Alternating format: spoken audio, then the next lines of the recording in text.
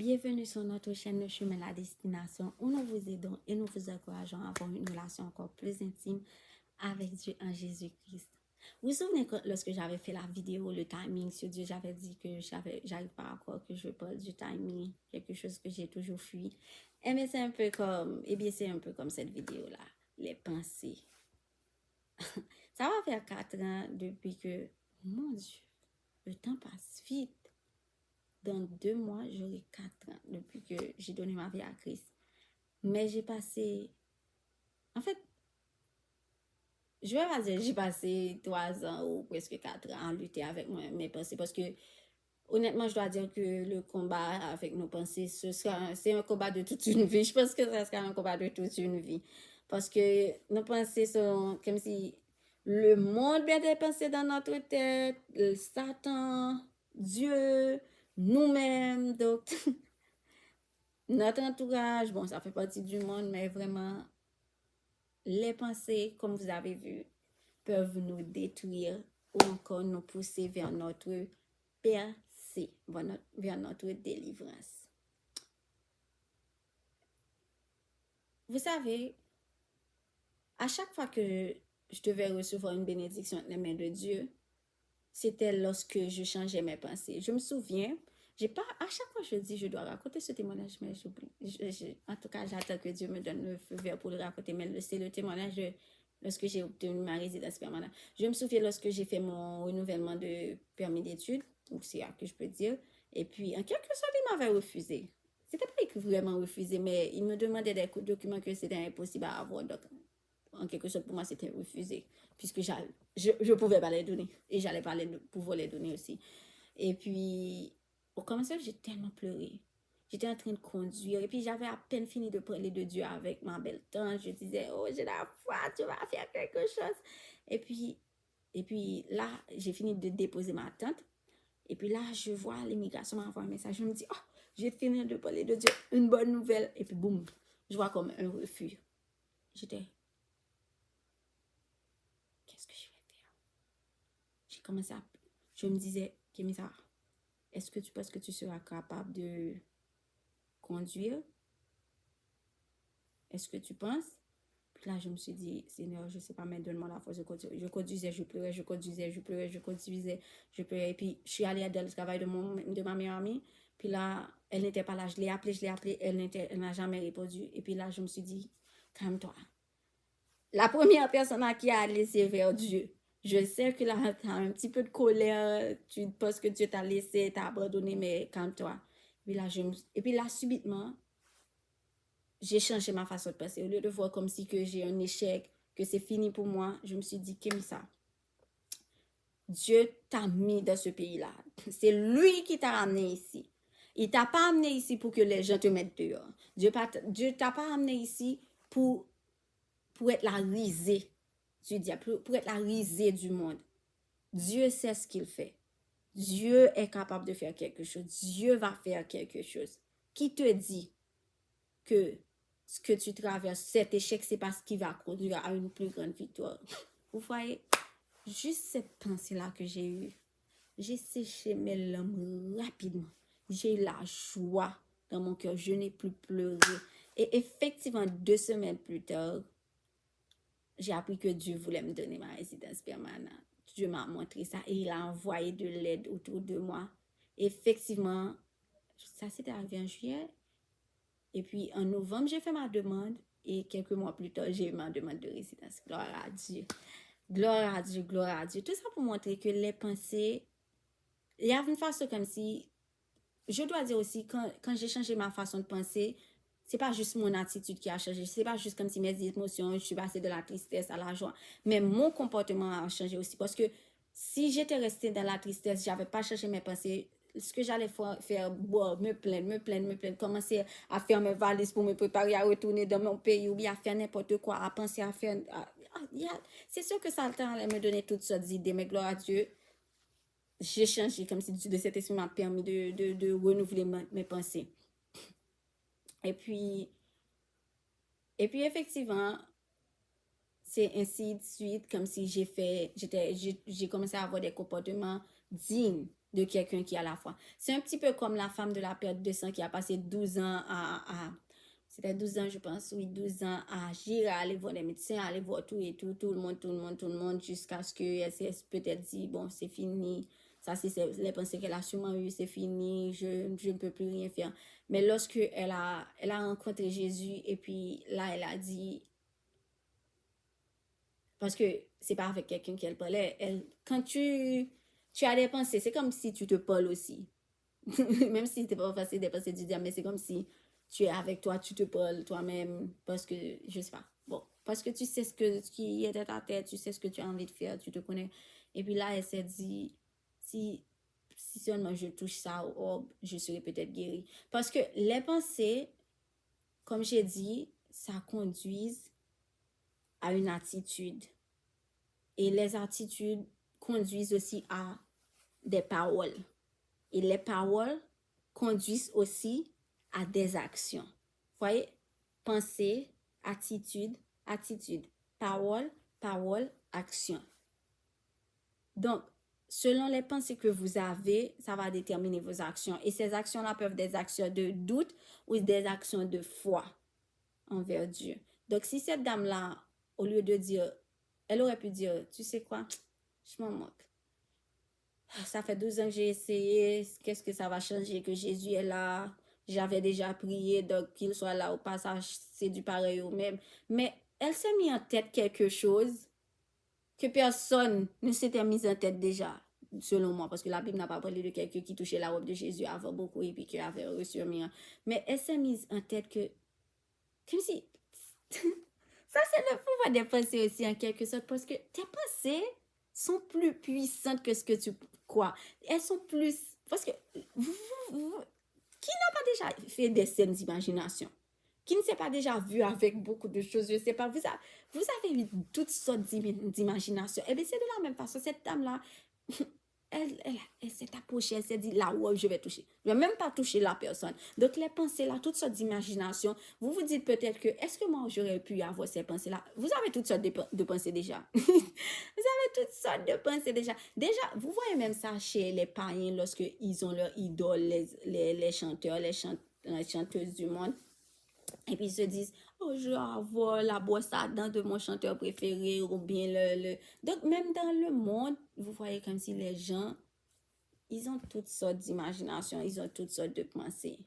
Donc, récemment, j'avais publié quelque chose sur mon WhatsApp. J'ai oublié, je me rappelle pas exactement, mais je disais que parfois, tu penses que il y a un obstacle devant toi, mais en réalité, c'est tes pensées qui sont devant toi. C'est tes pensées qui sont l'obstacle. Et des fois, vous allez remarquer lorsque vous avez une situation, vous remarquez bien, si vous voyez dans votre vie, vous avez une situation qui vous fait peur, un cas qui vous fait peur, comme si vous avez peur de ce qui peut arriver, vous avez des doutes, ce genre de choses, c'est les pensées que vous avez par rapport à ce cas-là. C'est de même pour Goliath, ok? On va prendre Goliath. Lorsque Goliath était, et les Philistins ont dit, donnez-nous un homme, en parlant du peuple d'Israël, et puis moi je vais vous donner Goliath. Si l'homme combat Goliath, ok, vous avez gagné, vous pouvez faire de nos esclaves, ou bien peu importe ce que vous voulez, etc. Et puis là, personne ne voulait aller. Pourquoi, d'après vous? Parce que dans leur pensée, Goliath était plus fort qu'eux. Parce que dans leur pensée, Goliath, ils pensaient qu'ils étaient faits. Parce que dans leur pensée, ils voyaient déjà l'échec. Ils voyaient déjà, bon, c'est fini. Ils voyaient déjà qu'ils sont perdus à jamais, que Dieu va pas les délivrer. Puis là arrive un petit berger, peut-être minuscule, peut-être qu'il n'était pas si fort, je sais pas, j'étais pas là, mais arrive un berger qui n'a jamais été un combattant, qui n'était jamais un soldat, un guerrier, qui faisait juste que s'occuper de brebis. Et puis là, il dit à Goliath, parce que ce qui a permis à David de tuer, bon, d'arriver devant Goliath, c'est ses pensées. Parce que les autres, leurs pensées les empêchaient d'arriver devant Goliath. Mais David s'est dit que Goliath n'est rien devant Dieu. Et si Goliath n'est rien devant Dieu, Goliath n'est rien devant moi. Parce que je sers Dieu. D'ailleurs, quand il est arrivé devant Goliath, il a dit, tu viens avec ton javelot, ton affaire, toutes tes affaires là, tu viens tout équipé, beaucoup de choses naturelles, mais moi je viens juste avec le nom de l'Éternel que tu as insulté. Parce que David savait que peu importe rien n'est plus fort, rien n'est plus puissant que, que Dieu. C'est un peu comme lorsque vous avez une situation et puis vous voyez quelqu'un parler d'une situation pareille, mais quelqu'un donne un témoignage. Et puis subitement, vous avez le cœur léger, vous vous dites, oh, si Dieu l'a fait pour cette personne-là, regarde comment Dieu l'a fait pour cette personne, Dieu peut le faire pour moi. En fait, ce qui arrive, c'est que puisque vous avez vu que Dieu a fait ça pour quelqu'un, donc vos pensées par rapport à la situation ont commencé à diminuer. Vous vous êtes dit, ok, la situation n'est pas si pire que ça parce que Dieu a fait quelque chose. Mais la situation n'était pas si pire que ça déjà. C'est juste que vous pensez, aujourd'hui, la situation n'est pas pire, demain, ça sera pire. C'est comme dans votre tête. C'est pour ça qu'on dit qu'il faut que vous me demandez au Saint-Esprit de renouveler en tout temps vos pensées. Parce que ça peut arriver qu'aujourd'hui, vous voyez une situation, vous dites, ça c'est rien devant Dieu, c'est rien, mon cas, mon épreuve, c'est rien devant Dieu. Et puis demain, vous voyez, oh non, qu'est-ce que je vais faire? Oh mon Dieu, qu'est-ce que je vais faire? Mon Dieu, vous commencez à paniquer. Hier, vous n'étiez pas en train de paniquer. Hier, vous avez eu la foi. Demain, vous paniquez. C'est vos pensées. Renouvelez vos pensées parce que vos pensées, la façon dont vous voyez votre situation, dont vous voyez l'épreuve, dont vous voyez le Goliath, va déterminer comme si votre niveau de foi, vos actions, vos paroles. Et vos paroles là, lorsque vous mettez comme si, déjà vous voyez Goliath plus puissant. Qu'est-ce qui va arriver? Vous voyez votre situation impossible. Vous n'avez plus la joie. Vous êtes triste. Vous avez peur. Vous vous mettez à faire toutes sortes de prières. Seigneur, Seigneur, délivre-moi. Seigneur, Seigneur, délivre-moi. Seigneur, Seigneur, je ne peux pas. Seigneur, Seigneur. Okay. Vous avez fini une prière. Non, je dois reprendre la Bible. Seigneur, Seigneur, délivre-moi. Pourquoi? Parce que vous pensez, vous croyez que cette situation est trop pour vous, trop pour Dieu. Et là, comme si, là, il y a la tristesse. Et là, il y a les paroles, oh mon Dieu, cette situation. Vous commencez à parler de la situation, vous parlez de la situation, vous parlez de la situation à maintes reprises. Vous louez la situation au lieu de louer Dieu. Quelque chose m'est arrivé hier, récemment, et puis j'étais en train de louer Dieu. J'avais écouté un témoignage aussi par rapport à une situation difficile que quelqu'un vivait, mais je vivais pas là, je vivais un peu la même situation, mais le cas de la personne était tellement extrême, et puis j'ai vu que Dieu a pu délivrer cette personne-là, et puis je louais Dieu, je louais Dieu, je louais Dieu, je louais Dieu, et puis je me sentais, ma situation, c'est rien devant Dieu. Et puis là, il y a quelqu'un qui a partagé une vidéo qui parle de la montagne. Mais c'est pas une vidéo mauvaise, mais j'ai laissé la louange pour aller écouter la vidéo. C'est comme si, il y a des gens qui parlent sans cesse de l'épreuve. Moi, j'aime pas écouter les sermons où les gens parlent sans cesse des épreuves. Quand je dis sans cesse des épreuves, comme si, où les gens parlent de la montagne, ils parlent de combien elle a de tous les détails. C'est comme si j'ai l'impression que on loue plus les épreuves. C'est pour ça que moi, lorsque j'ai une épreuve, même si je finis par dire ça à quelqu'un si j'ai besoin d'aide, à la fin, je fais, maintenant tu commences à parler de Dieu. Je commence à parler de Dieu, à louer Dieu, à louer Dieu, à louer Dieu. Parce que plus tu parles de l'épreuve, moins, c'est comme si tu vois Dieu, c'est comme si Dieu était comme ça. L'épreuve est là, tu parles de l'épreuve, c'est comme ça que ça vient. L'épreuve monte, et puis ça c'est de tes pensées, oui, et puis Dieu descend. L'épreuve monte, Dieu descend. Mais plus tu te mets à louer Dieu, qu'est-ce qui arrive? À un moment donné, c'est comme si l'épreuve n'existe plus devant toi. Mais chaque jour, tu dois renouveler tes pensées. Lorsque j'ai vu que j'ai écouté la vidéo, et puis là, ça a arrêté, la personne parlait encore de problème. C'est comme, j'étais en train de louer Dieu. Et puis là, la personne parlait du problème encore. Une autre personne parlait du problème. Là, je me suis mise à et puis je me suis dit, non, Kémissa, calme-toi. Tu étais en train de louer Dieu, là, aller retourner dans le problème, retourne dans la louange, Kémissa, retourne dans la louange. Et puis, j'ai fermé la vidéo, j'ai commencé à louer Dieu, dis Dieu, tu es plus puissant, tu es puissant, tu es puissant. Parce que plus tu te concentres sur l'épreuve, plus tu parles de l'épreuve, plus tu penses à l'épreuve, plus tu donnes de l'avantage à l'épreuve, plus c'est comme si elle grandit, mais elle grandit dans ta tête. Et des fois, elle va grandir même naturellement. Pourquoi? À cause de tes paroles, à cause de tes pensées, que tu nourris, les mauvaises pensées que tu nourris, à cause aussi de tes actions. Parce que ce qui nourrit l'épreuve, en fait, ce qui nourrit la situation, la montagne, le géant, c'est tes actions, c'est tes pensées, tes paroles, tes actions, ton attitude. Ton attitude. C'est pour ça que j'avais pas vraiment compris ce verset avant. Un verset qui parle de renouveler vos pensées à Jésus-Christ tout le temps. Mais plus je m'y mets, plus je comprends. Parce que c'est comme je dis, des fois tu te réveilles, tu vois la situation n'est rien. Si tu te vois dans cette situation où tu as envie de parler, tu te sens mal, tu te sens attristé. Oui, il y a des jours où tu vas te sentir attristé, tu te sens mal. Mais cette journée-là, avec toute ta force, même s'il te reste une petite fois, dis, Seigneur, béni soit l'Éternel, tu es plus grand. Béni soit l'Éternel. Même si tu répètes béni soit l'Éternel 25 000 fois pendant la journée.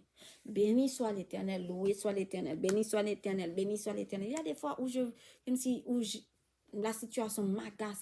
Mais je me mets à dire, béni soit l'Éternel. Ça, c'est des louanges. Plus tu loues Dieu, plus Dieu est en train de combattre pour toi, plus Dieu écrase l'épreuve, plus Dieu écrase la montagne, plus tu vas voir la grandeur de Dieu, la main de Dieu agir rapidement dans ta vie. Comme Jéricho. Mais c'est tes pensées qui t'empêchent de louer Dieu, qui t'empêchent de voir que Dieu est puissant. C'est pas, des fois, le blocage n'existe pas. Le blocage, comme si le blocage que tu croyais n'existe pas, c'est tes pensées. Tu peux être triste là maintenant. Juste là maintenant. Ça m'arrive d'être triste là maintenant et puis tu changes ta tristesse.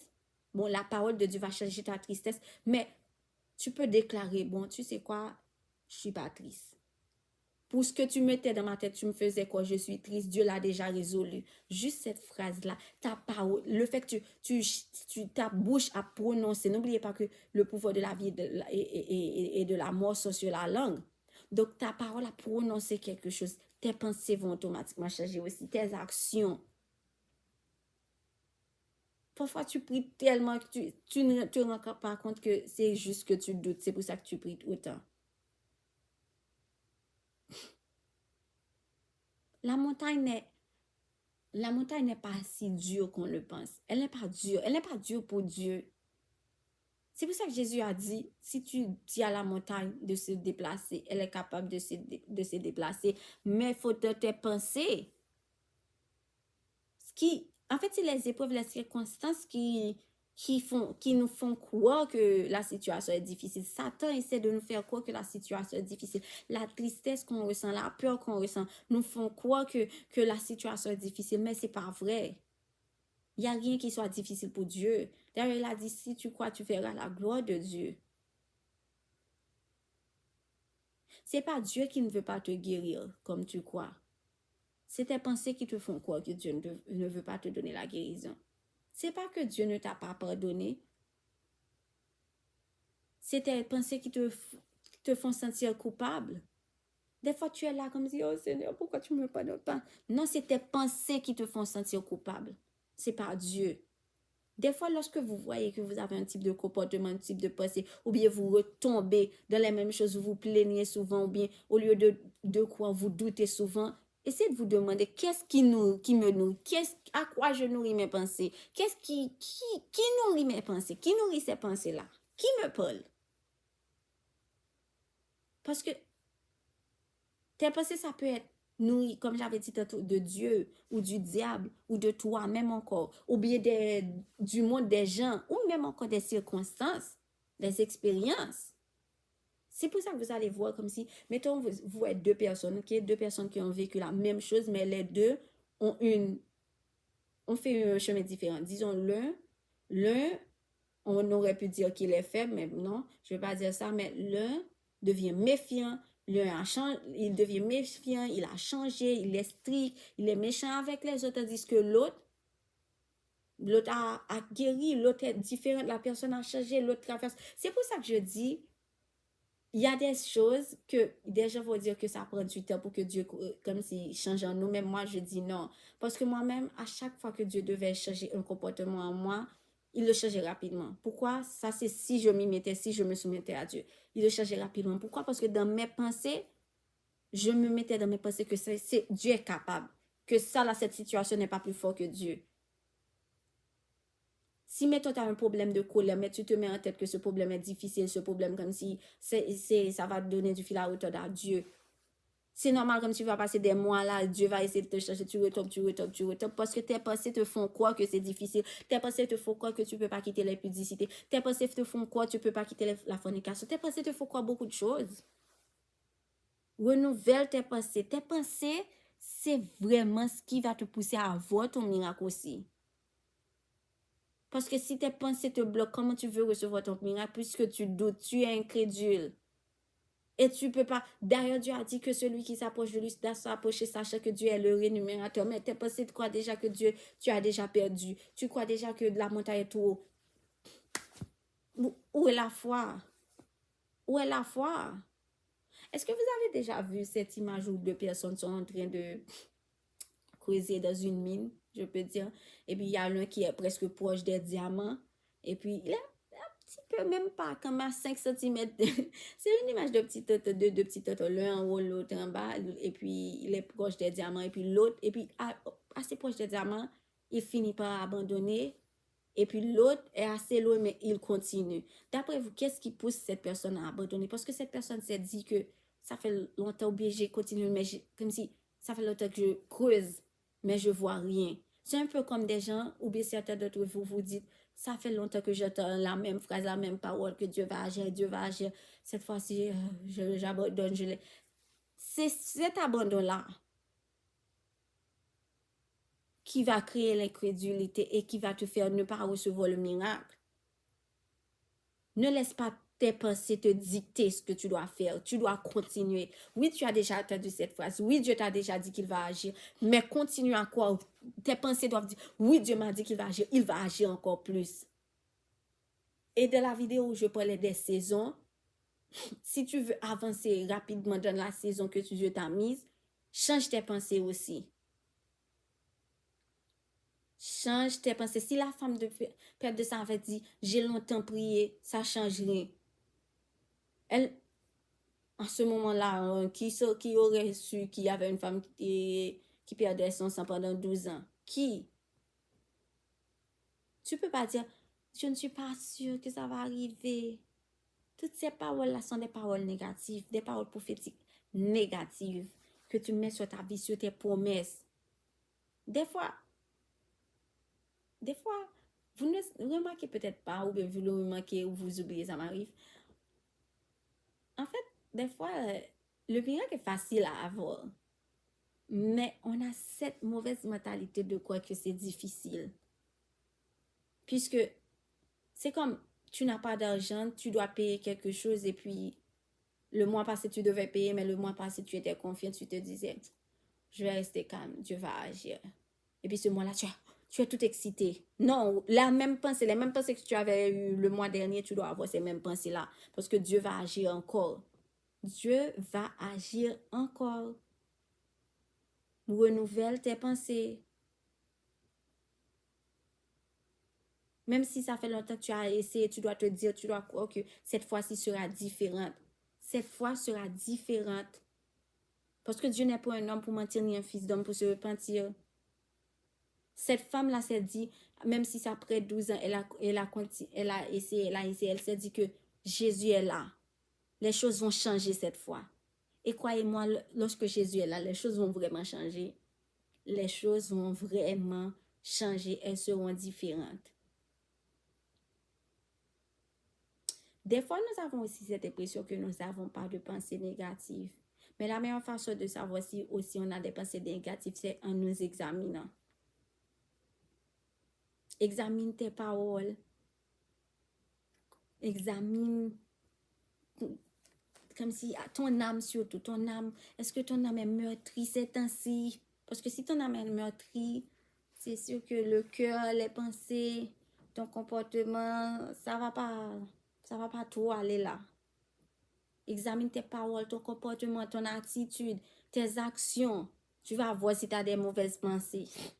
Examine si tu obéis. Parce que des fois, la désobéissance, c'est les mauvaises pensées aussi.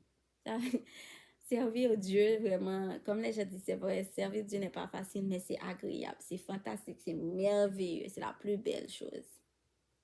Examine tes émotions, tu vas voir. Parce que des fois, on n'a pas l'impression qu'on pense mal, mais c'est lorsqu'on voit, comme si, lorsqu'on voit, on se dit, mais pourquoi j'agis comme ça? Pourquoi j'ai du doute? Qu'est-ce qui me fait douter? Est-ce que, c'est parce que telle chose m'est arrivée, donc j'ai cru que, le pire peut m'arriver. Examine-toi. D'ailleurs, il y a un verset où je pense que David dit, examine mon cœur et mes pensées, mon Dieu, sonde moi. Laisse Dieu, demande à Dieu de t'examiner, de te sonder, de te montrer là où ça ne va pas. Comment vaincre les pensées négatives? La première des choses, il faut connaître aussi la parole de Dieu et la pratiquer. Il faut connaître la parole de Dieu et la pratiquer. Je vous conseille d'écrire aussi, parce que c'est pas juste comme, même moi, là, je suis obligée d'écrire. Même il y a des choses que Dieu m'apprend, bien quand je lis la Bible, je les écris soit sur mon téléphone, parce que j'ai pas la mémoire de Dieu quand même. Donc, je vais oublier. J'ai pas la mémoire de Dieu. Je suis obligée de pratiquer. Nous sommes tous obligés de pratiquer tout le temps. La deuxième chose, il faut chercher qui nourrit tes pensées. Est-ce Dieu? Est-ce toi-même? Est-ce les circonstances? Est-ce le monde, les gens autour de toi? Est-ce Satan?